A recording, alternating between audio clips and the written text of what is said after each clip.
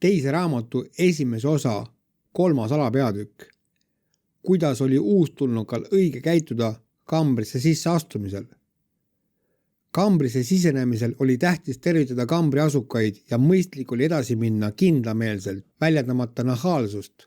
Polnud mõtet ennast kujutada kui paadunud kriminaali, kukkudes maha ja ekstaasis karjudes, oh mu õndsad ja armsad seinad ja põrand. Vaadata tuli olustikku. Igas kambris oli oma teatud kord. Ei tohtinud oma jutuajamise soovi teistele peale suruda. Jälgida tuli, et varjatult ei tögataks ega mõnitataks. Võis juhtuda olukordi, et uustulnukal öeldi, et eksisteerib reegel, seni kuni ei tule uus uustulnuk, pesed sina nii põrandad kui ka nõusid. Sellisele asjale võis lihtsalt vastata, et pole eales sellist reeglist kuulnud. Vajadusel võis vabalt nõu pidada kambris või kogu vanglas madrässiga või autoriteediga. Oli vaja omada julgust ütlemaks, et näidaku enne keegi eeskuju. Ei tohtinud sattuda paanikasse. Kui valvur õhtul üle ukse nimetas sinu nime loengu ajal ja kuulutas sind välja korrapidajaks. Ei olnud välistatud, et vangid hakkasid valetama, et ollakse kohustatud midagi sellist tegema. Tegelikult määrasid valvurid vange korrapidajateks eesmärgiga näiteks läbiotsimise ajaks, et oleks kelle kaela määrida kambris leitud keelatud esemete kuuluvust. Maksimum, mis võis osaks langeda, kui kambrist leiti ise tehtud tera, kaardid või muud keelatud, oli sattuda kartserisse. Polnud ka mõistlik korraldada show'd, mitte kirjutada alla justkui ei ole nõus kartserisse paigutamisega. See dokument oli vaid paber, mis tutvustas olukorraga. Võidi vastata, et kartseris oli äratusest öörahuni lubatud kirjatarbed nii, et on piisavalt aega ja võimalust kirjutada seal kaebus. Sellise käitumise abil ei olnud mõtet endale odavat populaarsust teenida. Kõik distsiplinaarkaristused fikseeriti ja see lõi juba tsooni juhtkonnas arestandi käitumise kohta kujutluse.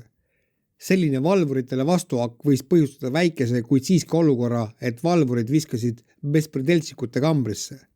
Ehkki kambrist jõuga välja rabelimine oli zapadloo, aga sattumisel bespredelli kambrisse tõenäoliselt peksti ja nõuti, et paluksid valvurit oma üleviimist. Kuid ka sellisel puhul ei tohtinud kedagi välja anda.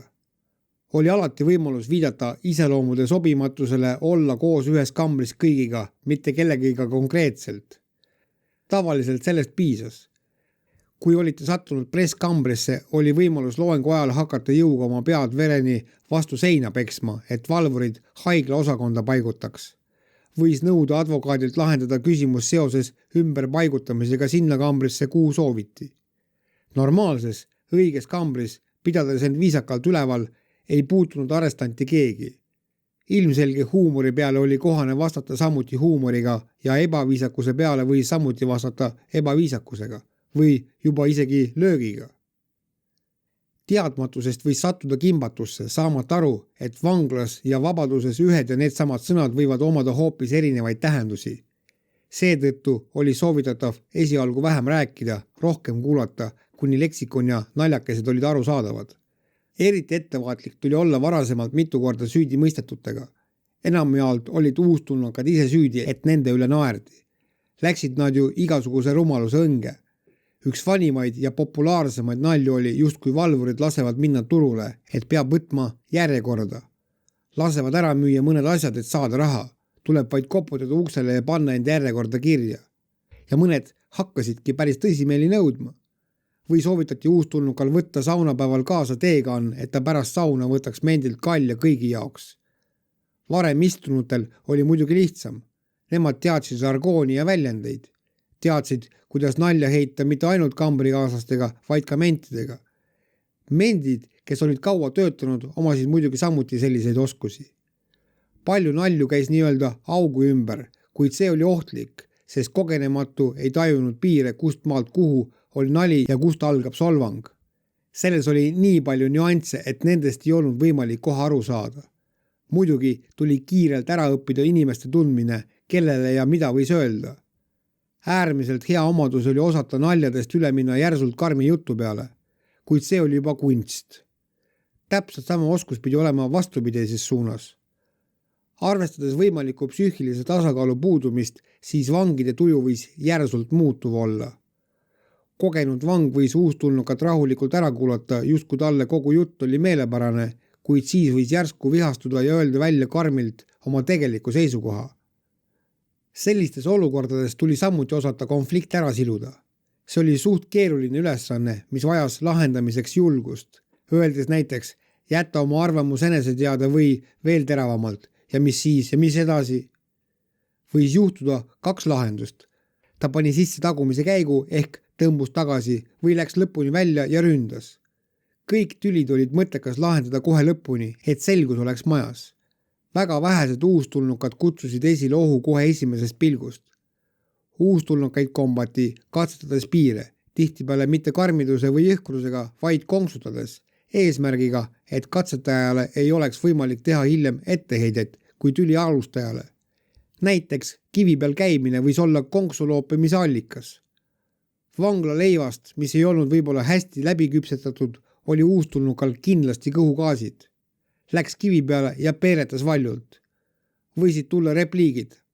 Traktor töötab ka vaiksemalt. Või huvitav, kuidas jalgu alt ei rebinud. Need ei olnud solvangud. Natuke teravamas vormis konksutamised olid, kui öeldi, et mansetid või rõngas lihas on lodev. Võidi ka öelda, et just selles perses oli kunagi riist. Pärast seda muidugi tuli kohe kallale minna. Midagi teha polnud, tuli ja kõik. Isegi kui uustulnuk ilmselgelt kaotas kakluses. Pärast seda enam nii keegi ei rääkinud. Korralikud vangid olid kindlasti uustulnuka poolel. Kriminaalid olid oma keelega väga teravad ütlemistes. Kui tundsid teises mingit nõrka kohta, panid nad kindlasti mingisugusesse naljakasse olukorda. Sellest tuli kohe aru saada. Näiteks moraalselt tugev Urka ütles kompleksides vaevlevale naabrile, luba ma puudutan sind pepust. Sea hakkab aga aralt käituma ja närviliselt keelduma. Urka aga jätkab. Sa ju oma tüdrukule lubad, aga mul ei luba. Miks nii? Või võib sõbralikult pakkuda, me oleme pärast seda hallid vennad. Mina hunt, sina rott. See on selline vastik nali. Muidugi oli parem pidada end üleval nii, et selliseid jutuajamisi üldse ei tekiks. Kui aga tekkisid, tuli vaadata, mis seis on ja kuidas sellest välja tulla. Ei olnud soovitatav kellega iganes lähedaselt suhelda. Siis ei sattunud ka ülbikute ega konksutajate otsa. Äärmiselt ohtlik oli luua vennalikke suhteid. Õppida tuli kiiresti ja kuuldut õigesti hinnata.